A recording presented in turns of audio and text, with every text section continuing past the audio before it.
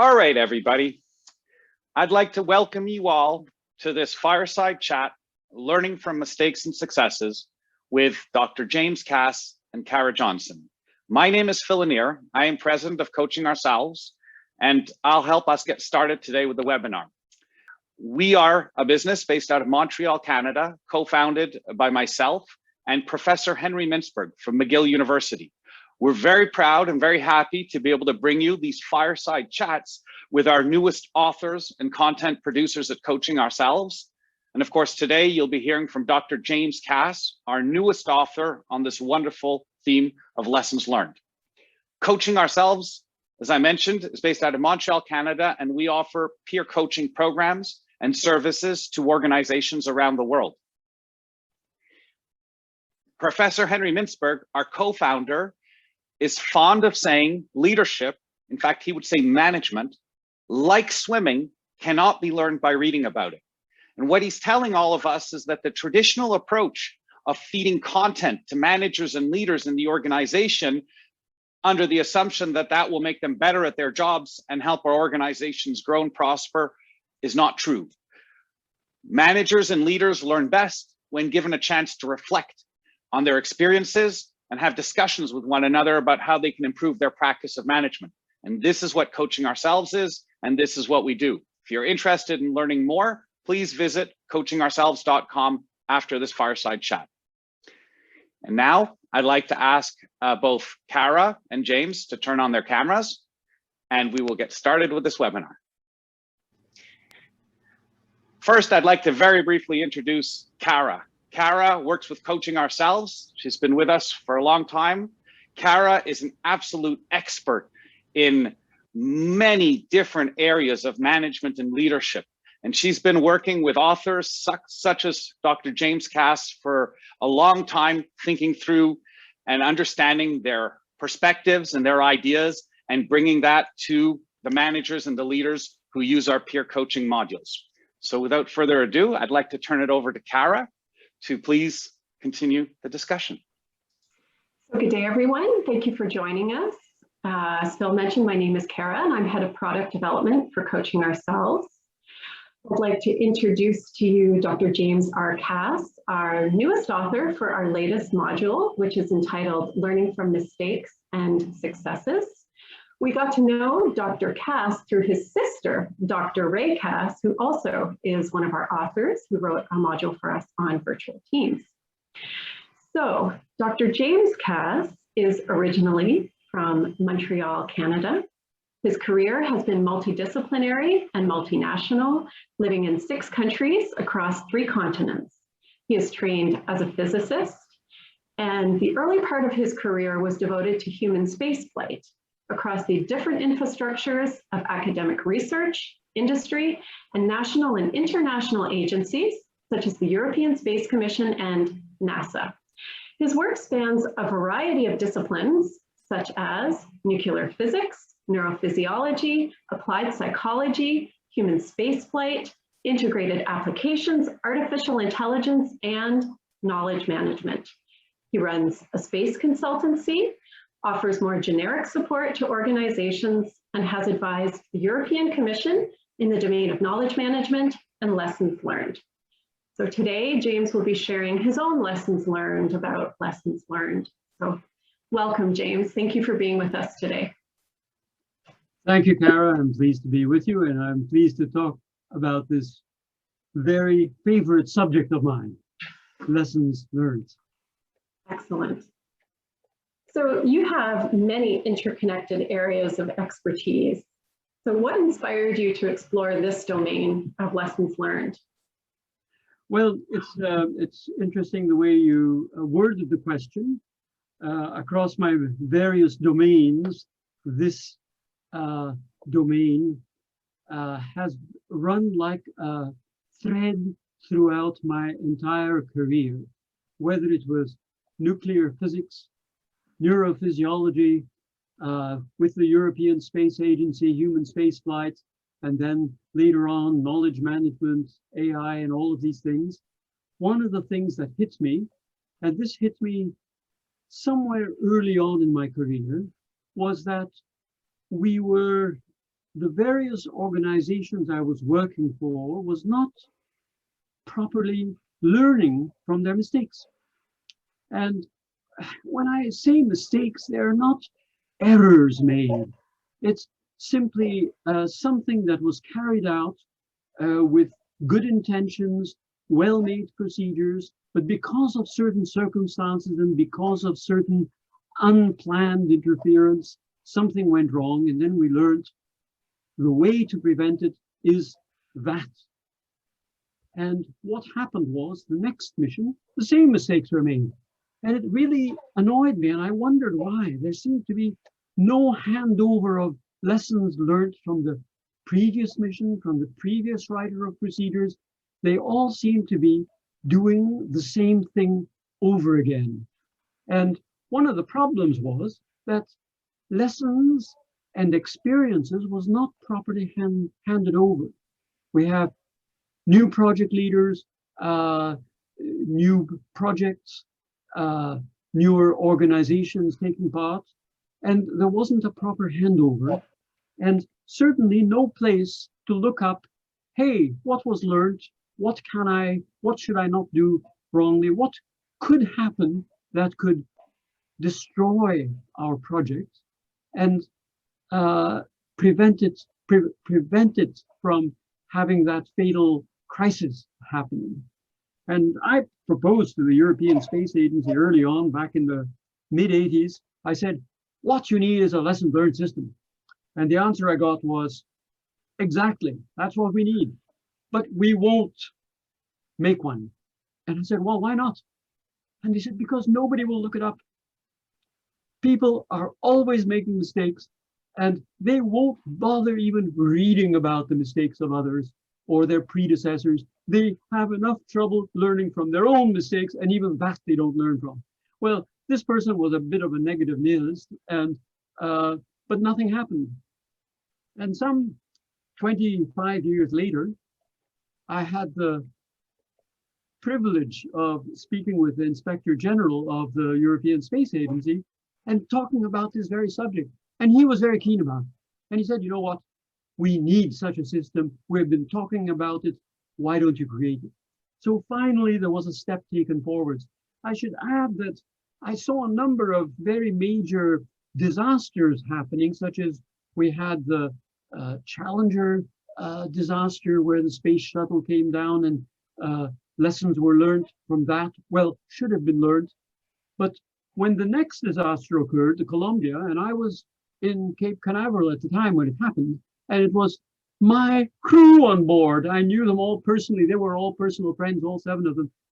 And we lost it. And when the analysis was made of this mission, one key phrase I found was, we didn't properly follow all the lessons we learned from the Challenger. There were many lessons that were followed, but there wasn't enough. And this really grieved me.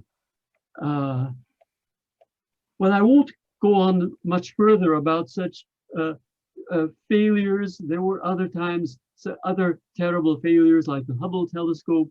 And when I saw what happened there, where the calibration of an instrument was performed with an instrument that itself had some errors in it. And this is exactly what happened at an experiment at the University of Leeds, where a team had thought they had discovered a new particle. And it turned out that it was actually the calibration instrument that was faulty, and they hadn't tested it along all the points. And I thought, same thing has happened in one institution 15 years earlier, and some way, somehow, this lesson was not passed on to another. And I could list many such lessons. When the Russians were doing their spaceflight tests, they also had an accident with high percentage of oxygen where the crew were badly damaged. And then NASA had a similar problem, and they lost their 3 crew. But the Russians had never published their lesson learned. They kept it secret. So 3 had to perish with NASA because they hadn't heard about that lesson learned. And I realized these lessons learned are important, not only for the individuals, for my organization, but to share them. And this was and is my goal. I think I'll stop and maybe wait for your next question. Absolutely. One thing that you've mentioned is the importance of a holistic approach to lessons learned. When you go into an organization, what might that holistic approach look like? Well, this is a very good question, because from what I learned from many organizations that had installed a lessons learned system, and NASA was one of them, and they now have a fairly good one, is that it's not being used enough and not being used properly. And this is a big problem. The European Space Agency also had a lessons learned system. I discovered later, every project had to write their document. And they did. Sometimes a 45-page document was very carefully written. And the lessons that were learned and the mistakes and errors and how unusual things were dealt with was all documented. And this was kept in a folder on a server where the team that had written it knew that it existed and nobody else did. NASA went a couple of steps better, and they actually put their lessons learned into a database. Well, I should say the various NASA centers created their own lessons learned system. So you kind of had to search through a few. That was the way it was at the time. And again, the problem was they started a very good idea, making it into the process of a project. But the project leaders got very irritated. Every time they had this process, they had to tick a box saying, we have looked at the lessons learned. Well, they didn't actually have to, they had instructions, and they got fed up and they stopped looking at these lessons learned.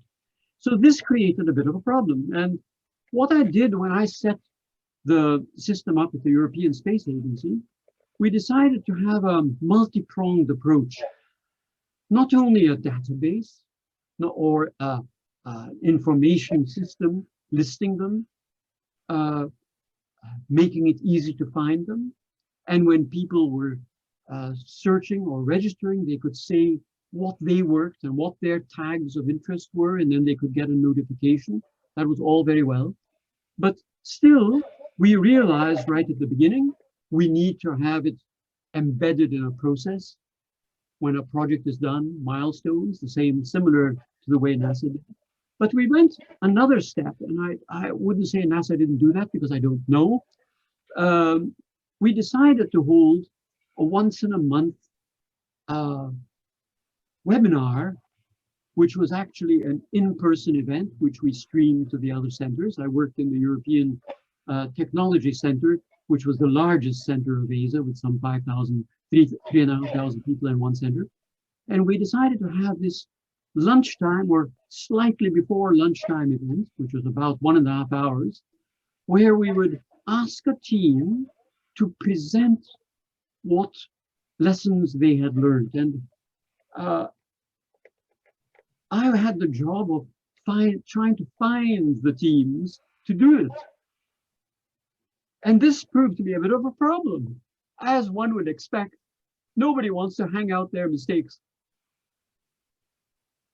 Well, actually, I coached the team and I said, well, it's not exactly a mistake that was made. It was a procedure that was not foreseen to face certain circumstances. And you handled it, and you handled it successfully. So why don't you talk about how you handled this unforeseen circumstance and you made a success of it and present it? I said, this is an interesting idea. And they came back to me. Can a couple of our team members also participate in the presentation? Because they were master of those solutions and they want to show themselves up. It's going to be recorded, and they want to be recorded about how they solved the problem. I said, certainly. And then it became an exciting presentation where they presented these unforeseen challenges, which they had handled, how they handled it, and then how they suggest in the future, similar circumstances, how it should be handled. And then I coached them and I said, you should try also to see how you could make this generic, these lessons, for any circumstances, not just for the satellite you built, but even for the purchasing department, for the bureaucratic department, for the human resources department, for human space flight, for research, because actually, although you were building a satellite, your lesson could have affected many different areas. And if it's presented and your recommendations are made in such a manner that many others in different domains can also learn. And this was part of our you might say, forked approach.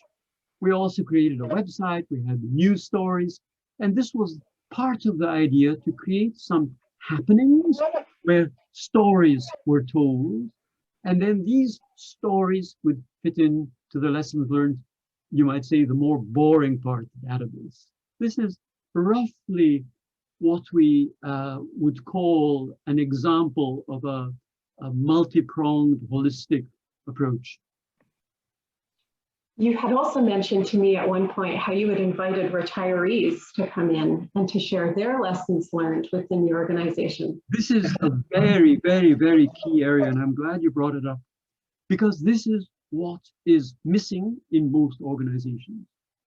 The knowledge, the corporate knowledge, is lost when a person leaves. And often, like at the European Space Agency, by the time they retire, they have already risen up and they no longer do the actual technical work that is actually hands-on.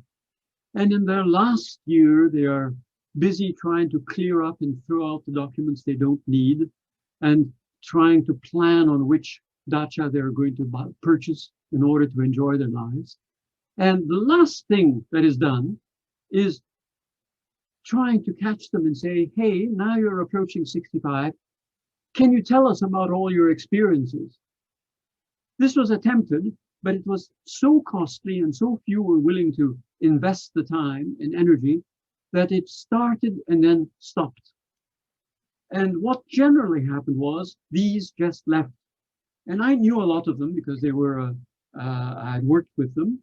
And immediately, before I even confronted and challenged the workers working in the agency, whom I knew were going to remain there for a while, I immediately started drawing on these retirees who had recently left and hopefully not thrown out all their electronic documents, etc., or their stuff.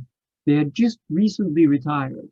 And I was right, they had still not cleaned up their nuisance papers, and they were simply delighted to be called back and make a presentation. And they were able to make a candid presentation to say exactly what happened and to make it entertaining as they told the stories of the past. And many of the young people were listening. They really had not heard about these interesting stories of so long ago. And this was so interesting. It was very, very challenging. We invited about half a dozen of these people. And this was really one way, an inexpensive way of bringing them back. They prepared the presentation. They had all the time in the world because they were retired. And they were able to make point by point what happened, the stories, the recommendations, the general best practices that would come out of them. And it was both a joy, entertainment, and we recorded everything, and everything was available, both the video recording as well as the PowerPoint documents. And the next job was simply to enter that into the database, which was not always carried out. That's another story. Just to loop back to a point that you had made earlier about the importance of narrative and compelling storytelling. And I just wanted, I had shared this with you the last time we talked, and I just wanted to show the people that were here. And I had shared with you how compelling I find this little book. It's called My Best Mistake, and it's NASA's stories of learning lessons from the NASA workforce, and how this sits on my bookshelf. And while I know nothing about space, I have learned so much from this little book. I pick it up frequently. Each story is about 2 or 3 pages.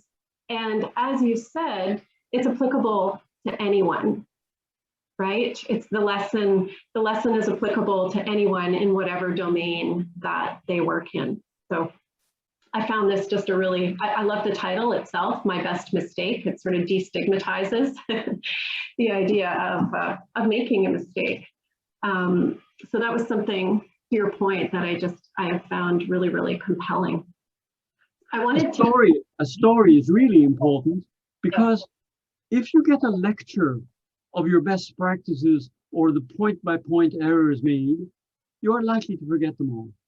But if you hear a story, how the person got off the plane, he went to the meeting, and this is what happened, and he was so annoyed in the evening that he got drunk, etc., and then lost his way and couldn't find his hotel, whatever. You associate, you begin to remember that lesson that was learned associated with this interesting story that you will not forget, because it was so interesting you want to tell your family afterwards that you heard it. And that is the importance of making a story that you tell that will both entertain and have redeeming value, but that is the method of impregnating that in your head. Otherwise, you hear all kinds of advice, and really one forgets 90 or 95% of what one has heard in a lecture that will have a lot of material and little energy invested in that story. Better less material and more story. You just said hearing these stories will really impregnate it in your head. And I've been thinking about how much easier it is to learn from failures or mistakes for so many reasons. They tend to impact us deeply. Why is it so difficult to learn from our successes? And how can we scrutinize our successes so we can learn from them like we learn from our failures? Well, this is a very good question. You know, if you read the news, it usually talks about mistakes made, wars, people dying, the president having said the wrong thing, a faux pas, a meeting that was held and the members insulted each other. If everything went well, it doesn't seem to carry that news and that highlight that is of interest. And this is one of the problems when a ruler has ruled in a country in a very vicious manner. Yes, he gets noted in history. Ivan the Terrible became very famous because of his terribleness. He didn't become famous because of the good things he did, and he did a number of very good things before he went mad. And nobody knows about those. That part of history is not, you might say, exciting, and that has not been passed on. And this is the same thing that happens with these lessons we learn. We have our successes. The company is happy, they have made money, but there is nothing exciting. When you have the Challenger accident, everybody knows about it. If you had the Hubble telescope that needed repair, everybody knows about this error made. But the success of the Webb telescope didn't cause many headlines. There were no problems. And this is one of the problems we do have. Now, however, this is a double-edged sword. There is another aspect to it. We should try to talk about our successes, and I try to link the successes to the failures to make it interesting, because often a success is what has been drawn from the jaws of failure. And this is exciting. And this is often the case. There has been something challenging happening, and you had to handle it at the last minute, and you did it successfully, and that was a success. If you had a very good strategic planning, nobody would care about it. Even though you decided when you became president, I'm not going to take care of my 4 years, but I'm going to take care of the next 4 years. Well, what president would want to do that? He wants to only take care of his own. But if he did, nobody would pay much attention. The next president would take fly the laurels of his own success. But one of the problems is also that sometimes, and I'd like to bring this up, we declare a success something that is not a success. We may have taken a step in the corporation that we work for and increased the profits. and the corporation is very happy, and maybe even gave us a big bonus, and the bosses were extremely happy because the shareholders were able to get money back, and the boss also got his tens of millions in bonuses because of that. It could be that that success was a formula for sacrificing the future. And this is where we have to be careful. We shouldn't be simply patting ourselves on the back for our successes, but we should be candidly analyzing, was there an element of luck? Were we simply in the right place at the right time? Did it have to be that way? Couldn't we have had that success under normal circumstances without that dose of good luck? And this type of candid analysis of a success is not all frequently made and should be made, and then maybe there is something to talk about. But this is one of the problems. We should share our successes and our failures, but both our failures and successes should be very carefully analyzed. The conglomerate might increase the return to their shareholders. However, their goal is profit. Whereas in the old days, if you had a local company and the workers producing the helmet were not in some terrible place in China where they were working 80 hours a week, but in the hometown where the owner was living, then if the workers would go home and say, hey, I like the company I'm working for, the owner has taken care of our family. And this has happened. There was one company in Germany which since more than 100 years has existed, and they had some rather bad stories through the Second World War, but they took care of their workers. Krups was the company. They actually took care of the healthcare of their workers and the education of their workers. And they produced the first, you might say, almost social system of healthcare because they had so many workers, and the workers knew they had a permanent job and would never be fired. The company managers and owner, even the owner's wife, who was a multi-zillionaire, would visit sick workers in hospital. And the workers knew their children would get an education. And the company knew they were getting actually loyal workers who were well trained, but would stay with the company because of all the good conditions of healthcare. And this was what one might call the family company in that region. Nowadays, it's no longer the case. You have a conglomerate. They're owned by shareholders, and the shareholders really don't know where the workers are and are not interested. They look at the figures at the end, are they red or black? And that's all they want. And so we have lost something in our society that I think famous words used by Minster, the balance of where we look into our market economy has turned into a capitalist economy where it only means how much money you make rather than serving your customers well.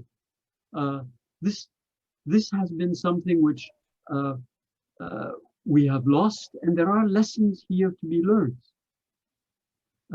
which will probably go into some other questions you will ask me later, maybe. Well, I mean, you touched upon the point of security. Just we all need that security and comfort, obviously, and support from our organization, also in order to have the strength to say, hey, I made a mistake, or I see you've made a mistake. I'm also wondering, how do you know you're learning the right lessons when you make a mistake? This is something that I'm always fascinated by, even within our very small organization, how we each have extracted very different personal lessons. And sometimes I think, well, some are more valid than others. Yes, it's a very good question. And one of the problems is, if I'm in a team and I realize I have been rude to the section head, because I had my own ideas and I tried to present them, and I presented them in a way critical to the way he was working, and then he criticized me, and I learned my lesson. Yeah, don't bring something up that could be controversial. Is this the right lesson? I have dealt with a customer and it went wrong. And I think I have learned a lesson.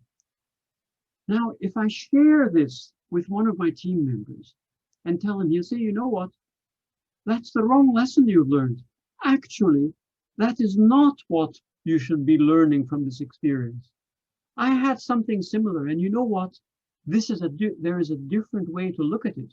And when you do that, you will see if you had approached the customer differently, if you had approached the section head, maybe we could have gone forward. Don't learn that wrong lesson, learn the right one. But how do I know this? I need some feedback from the outside. I am the one affected, and I'm unable to see in my own home, in my own self, what is really happening. I need a neutral party outside of me who understands me and my work sufficiently. And that is why it is so important to be able to share your lessons learned with your colleagues rather than hiding them. And then you can begin to understand what is the real lesson that I'm learning. If you can even share it with a section head who is heading your team, not be embarrassed, because he might say, no, don't worry about it. You have learned the wrong lesson. Actually, your approach was not bad. This time it was the customer who was wrong, but I'll advise you how to handle it. You wouldn't be able to do that if you didn't share it. You might make the wrong lesson and learn the wrong lesson. It is important to share it with others. That is why the importance of sharing lessons learned with the members of your team in an organization. The other thing is, I may add, why we are on that question of knowing it's the right lesson, is asking the right question and demanding the right answer. And this is a real problem. You might be asking the wrong question. You are looking at a problem, whatever it may be, but if you ask the wrong question, you will get the wrong answer. You are looking to see whether you have been having whether your company is polluting too much or whatever. If you ask the wrong question, you will see the wrong result.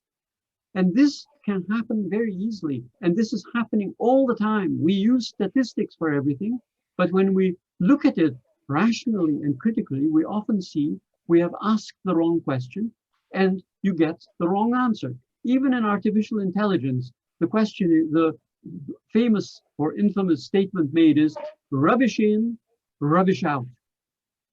So AI won't work if you feed in the wrong information and ask the wrong question. I can also give you details eventually, but this is part of the thing, is trying to understand the right questions that should be asked. And by sharing it with others, sometimes somebody else can say, hey, you're asking the wrong question. Ask a different question and you'll get a totally different answer. And this is a very important thing.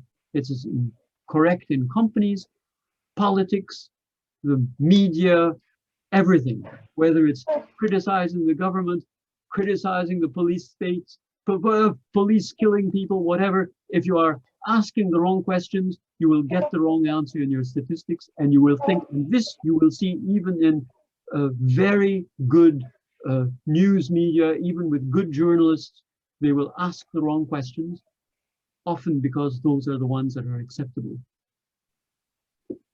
You're touching upon the point of talking to as many people as possible, also getting as many different perspectives in. Could you talk about going outside of organizations for lessons learned and sharing information? This is a very critical thing. Now, when I set up the system at the European Space Agency, my boss told me, no way we're going to publish these. This is only for our staff. Maybe we shouldn't even allow the contractors. Well, maybe we'll allow the contractors, but maybe not. I said, oh, you know, NASA is doing it differently. They're actually publishing their lessons learned. After all, the taxpayer is paying. And the public has to know what happened with Challenger, what happened wrong, what happened with Columbia. So yes, if the Russians had published their error they made with oxygen, it would have saved lives of others. So there is a place to share lessons. And this is where some public organizations are sharing lessons. Whether they're sharing all of them, I don't know. I know that NASA does share their lessons learned. NATO also has a very good lessons learned system, but for various security reasons, they don't share their lessons. But that is quite understandable. Now, what happens with a company? It's a difficult thing. There is one company, for example, Unilever, who publishes their lessons learned. Now, whether they publish all of them, I don't know. It's good advertising for the company, but the company has a very good reputation. It has 3 pillars of concern in the company: their workers, their customers, and their shareholders. And as a result, they have there is one item missing, that is the general public, because now we are beginning to see there is an element where we serve the public. Are we polluting? Are we doing damage to the environment? This is also for the general public. And it is a difficult thing. Companies often use such publishing lessons learned to advertise themselves in a good way. But why not, if it's honest what they're saying? Yes, I can understand an organization not wanting to share all their lessons. However, I still think it is important that they do publish their lessons learned, because somewhere along the line, the skeletons will come out of the closet. And the best way to avoid having skeletons come out of a closet is not to allow them in the closet in the first place, rather than hiding them. So having an internal lessons learned system could be, this is the way of hiding your skeletons. That could be a lesson that is learned. Make sure you don't have leaks. What happens in a government when a leak comes out, showing something terrible that the government has done? The immediate reaction is to punish, find who the leaker was and punish him, not to correct that terrible scandal that has been published, because the leaker evidently was having no success within that organization. He was trying to whistleblow the formal way, nobody was listening, and he finally decided to leak and go into the public. And what does that organization or that government do? They try to punish the whistleblower, and this is the wrong thing. So this is where we have a bit of a problem. I think it is much safer when a company has discovered that something has gone terribly wrong to share it. If they have not handled their ransomware hack very well, share it. Other companies can learn. Your customers will know that you are learning lessons. Otherwise, it will come out at one point, and then people will say, why didn't you tell us? Tell us right away. Tell them right away. And I would hope in our current context that as we go forward in the world, we're not just sharing the things that go terribly wrong, but we're also sharing our discoveries and the things that are going right. I was reading, just for example, I think it's Levi's that shares their technology, for sustainable production. I don't know to what extent, but I certainly hope that we see that more going forward, that people are sharing their lessons learned and their best practices, so that on a societal level, on a global level, we can better deal with all of these crises that we're currently facing and will continue to mount going forward, probably. Well, I think this is terribly true. We now have a COVID crisis in the world, and we have seen how many governments have handled it very badly. Some governments have handled it well, in manners that cannot be passed on to us, to our Western governments, maybe because of data privacy. But there is a lot that we can learn from each other instead of making excuses. So our governments, when we didn't have enough masks available, said that masks weren't important. It's a good excuse. And once masks were available, they said, well, they now discovered that masks would be useful. And this is not the way to go about it. One really has to share the mistake and learn from another government who has said, yes, we didn't have enough masks. And what we did was we advised people to use 2 or 3 pieces of cloth, which had a 70%, not 100%, but it made them aware of the importance of passing on the virus. And then they began to keep their distance. When you say masks are not important, then you can't tell people keep 1.5 meters apart. If you are, so your lie in a way harms you. If you have learned a lesson, publish it, let others know how you have solved it. And many governments did publish their results. They were proud of it. Others hid their successes because maybe they were not quite sure of what was going on. Yes, I do think that we have a problem sharing these little successes amongst each other so that we can be better as a world community, because the less COVID spread we have across the whole world, the less we will be damaged ourselves. So it's not a matter of keeping it to yourself. Let us share. So it will make the whole world a better place, whether it be for the climate, pollution, or whatever.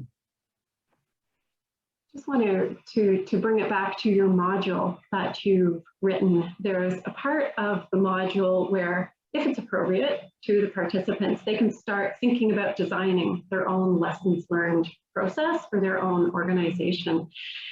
Can you talk a little bit about the importance of everybody being involved in doing this? Yes, No matter there's what. such a thing as, first, one shoe doesn't fit everybody.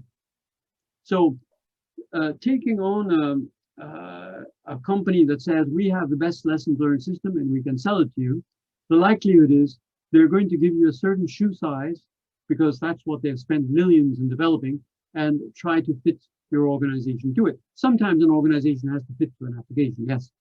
However, the importance of an organization taking ownership is that they feel it is their own system that applies to them, because this generic system that may be that one size may not fit all companies and all organizations. A public organization has slightly different boundaries and parameters than a private organization.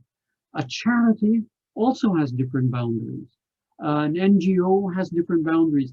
And therefore, we have different types of systems. If we allow the workers to bottom-up design the system, that will give them a certain amount of ownership. On the other hand, if you want to have success, it has to be top-down management agreeing and stating that this is important and that you can invest your time doing this and that you should invest your time doing this. So without the blessing from on high, then you will get nowhere. But if you have that blessing and then you allow your working group, maybe with an external consultant, to work together to adapt some system that is best useful for your own organization, and then you put in a few of your own added aspects to it. We want a blog, we want a feedback, we want to have some kind of a storytelling lunch hour once a week or whatever, then that can be an adaptation that they have created. And then those are more enthusiastic because they understand the culture of their own company. And then they have developed ownership for this tool rather than having imposed on them. I was just going to say that you then gave a variety of examples. What if you don't have the blessing of senior management? What if you have somebody like you were mentioning that you spoke to that said, we don't want this system? So what's, let's say somebody who's a middle manager, they feel inspired about this. What actions can they take? Well, I will say that I made a great mistake when I first advised or proposed to the European Space Agency to create a lesson learned system, and then they turned down my proposal. I stopped there. I should have carried on. Keep trying. Wait till the next person in charge. Go to someone else. And I had that same problem when I went to the European Commission. I had an idea and I wanted to present it to them, and I presented it to the wrong person. He said we didn't need it. I said, well, could there be somebody else whom I should talk to? He said, yes. Go and talk to so-and-so. Stop talking to me. Well, I got pushed along to roughly about half a dozen different steps. It took me maybe 6 or 8 months. I finally found somebody who was interested. So I will say, yes, one person, junior person, can affect a huge company if he believes in himself and he keeps trying. It's sometimes a single idea can change a whole organization, can even change a country. Believe in yourself and believe that you can make the change, and believe, make this a dream. And it may not happen this year, but it may happen next year. It may happen the year after. You will then, if you keep it in your forefront. I had a dream to work in human spaceflight, and the doors did not open at the beginning, but eventually I noticed certain doors and they did open, and my dream did come fully true exactly the way I dreamt it. So that is possible. Have your dream. Is it important to you? And if that is important to you, then try. Keep it at your forefront. Tell your best friends. Tell them at various meetings. Some people will get tired of you. Somewhere along the line, the right person, it will ring a bell and they will accept. Well, I think that's a fantastic way to end and segue into questions and answers. Excellent. Thank you, Kara and James. We do have at least one question, and then I've got a personal question too. So we'll start with a question from Adel. Adel asks, what have you seen are reasons groups, big and small, have not embraced the idea of learning from failures and sharing them? Is it pride or ego? Is it a tyranny of the urgent? It is some combination. There is that urgent, and we are always in most organizations trying to catch up with that deadline. And this goes both for industry and in governmental organizations. Whether you believe it or not, even these civil service type organizations are under great pressure in their work. And the last thing one wants to do is spend time discussing what went wrong and how it was handled. This is one of the problems. The other problem is that, yes, there is still that association that if you talk about something that went wrong, it sounds bad. Better keep it in your section, keep it in your team, or keep it to yourself, because it may look bad. The last thing you want to do when you're having your monthly directorate meeting to present, this is what we have done wrong, these are our mistakes, and these are our successes in facing these challenges. They prefer to say everything is going quite normal. So it's a combination of those things. We also feel that the lesson I have learned is only me. It's only this particular team. We cannot understand that actually this could be something that 1,000 others may be suffering from as well. We don't think it's necessary. It's just this little thing that our little team has, and we really don't have to make a big thing of it. And this is what is wrong. There is something that could apply to everybody. Excellent, thank you. And just to follow up on that question for Adel, what advice would you have for Adel or somebody like him who was asking, how do we disrupt this way of thinking so that lesson learned becomes the norm rather than the exception? Well, what I have experienced is I was often very hesitant to open my mouth at a meeting. I figured I would be the only person to make this disruptive suggestion, and I would annoy both my team members and the team leader, and I hesitated. However, even with a horrible team leader, I have noticed that sometimes this disruptor actually gets a reaction. Oh, that's the way I felt as well. Yes, and becomes a chain reaction. And the team leader, who may be a horrible person, says, that's exactly what I was waiting for, somebody to say something like this. And we are often hesitant because we think that we are going to be criticized, we are going to lose our own respectability. It's just better keep your mouth shut about that. Don't try to disrupt. We are hesitant. A disruptor is not a revolutionary for the purpose of making trouble. He is a person who sometimes asks a question which is quite challenging, and his purpose is not necessarily to disrupt. If it is, he will be criticized and he will get annoyance as a result, but people will notice whether he is that kind of person or simply really sincerely saying, I have difficulty understanding why our team is not looking at it this way. And we are too hesitant. Don't be afraid. I was far too afraid. It is possible. Do make the suggestion. Get out of your shell, and you won't be bitten as you may think you will be bitten. Excellent. Thank you very much. I have a follow-up question, and this is Phil of Coaching Ourselves. As a small organization, we're starting to apply some of the lessons learned that we've learned through your work. Do you have any recommendations on any tools that we might look at to try, and then any processes that we might be able to mimic or start from as we build up our capacity to do lessons learned? It's a good question. Now, most organizations prefer not to publish their tools.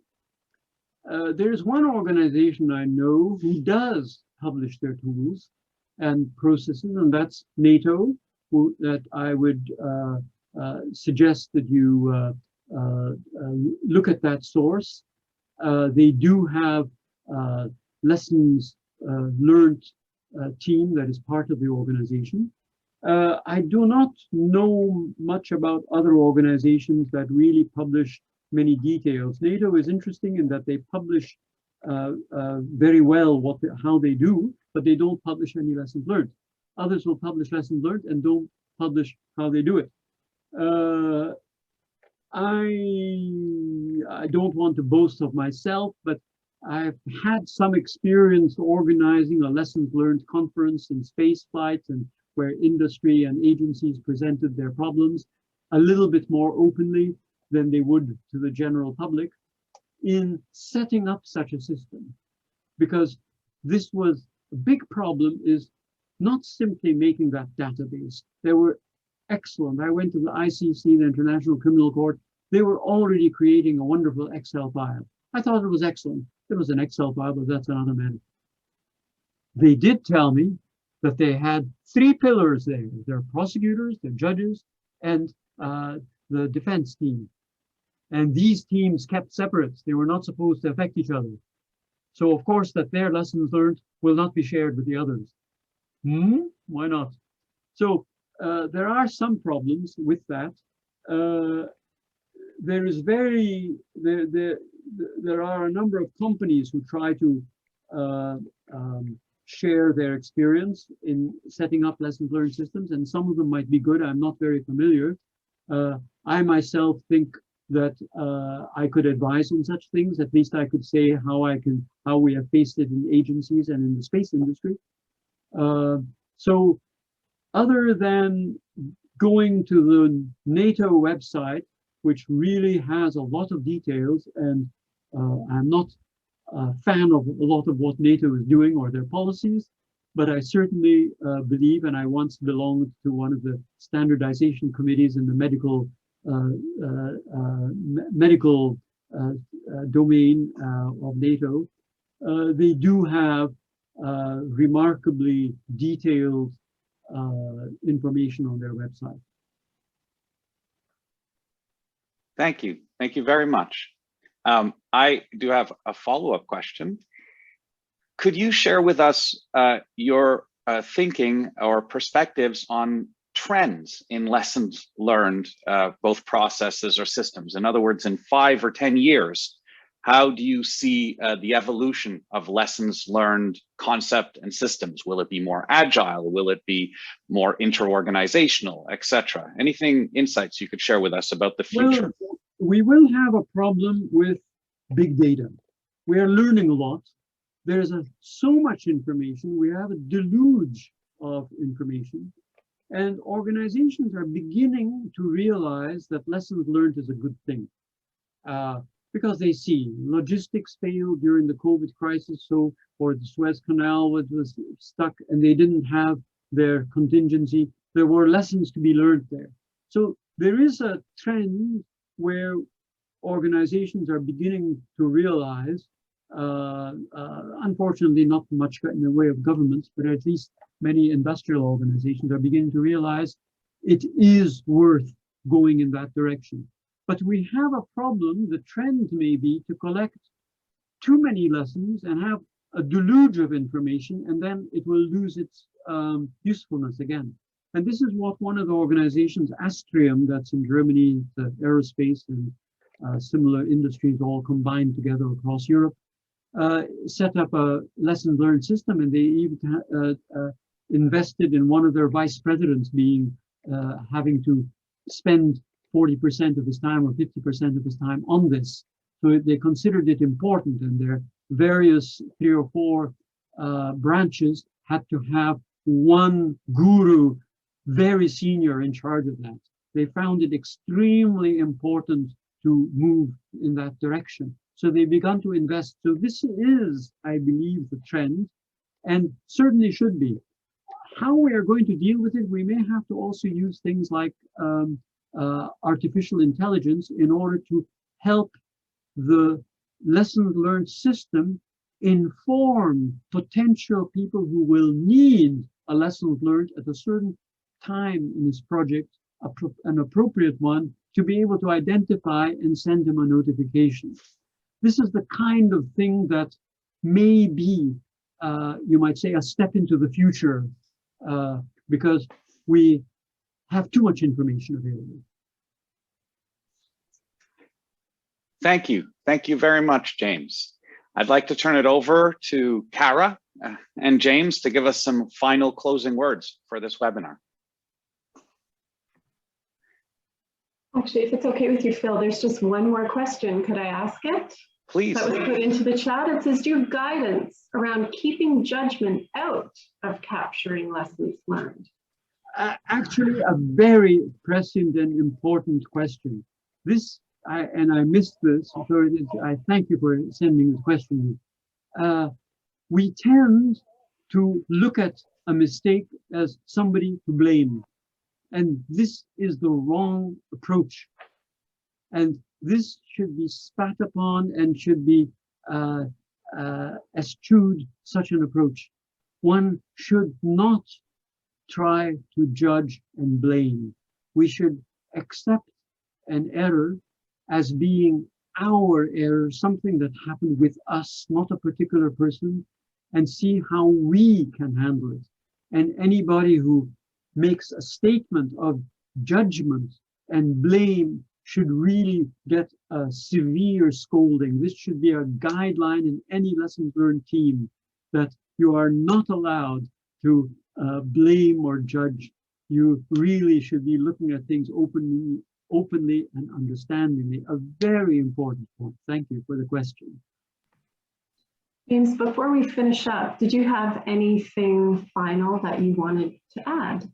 Well, I will say that lessons learned is, for me, has become, in a way, one of my favorite but important aspects in my life. I have a long career behind me, and as you can see in my white hair, that I'm no longer very young, and I'm over the normal age of people carrying on their regular work.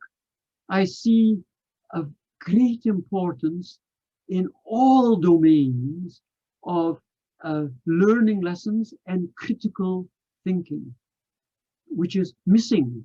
We are fed information from television and everything else. We no longer read books where we see all the details, and we are beginning to lose the ability of analyzing what is being fed to us. We will fall asleep in front of the television instead of analyzing the film we have watched and say, those are the 10 errors they made, totally ridiculous.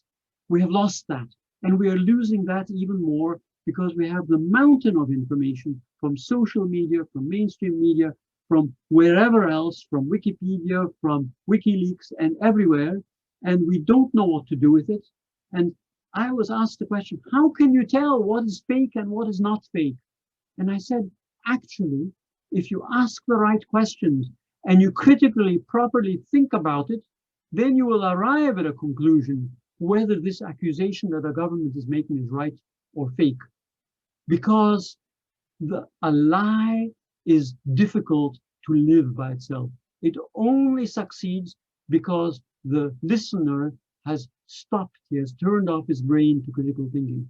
And this is where I would really love to spread this word and share it even with companies and other organizations.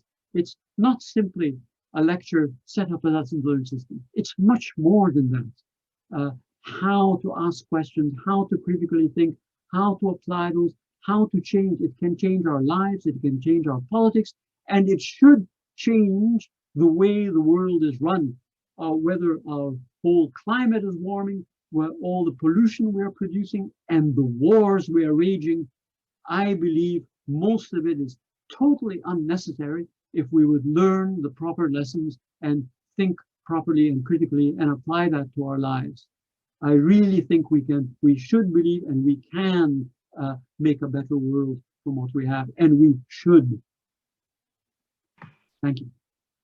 Thank you. You've been such an impassioned, you're so passionate about what you do. It's wonderful to have you here as a guest, and we're so grateful to you to partnering with us for our module. So thank you for coming here today, and I'd like to thank all of our guests for staying with us. And did you have anything to add, Phil, just to finish? I will double that. Thank you all. Thank you, Dr. James Kass. Thank you, Kara. And thank you, everybody, for coming to our Fireside Chat today.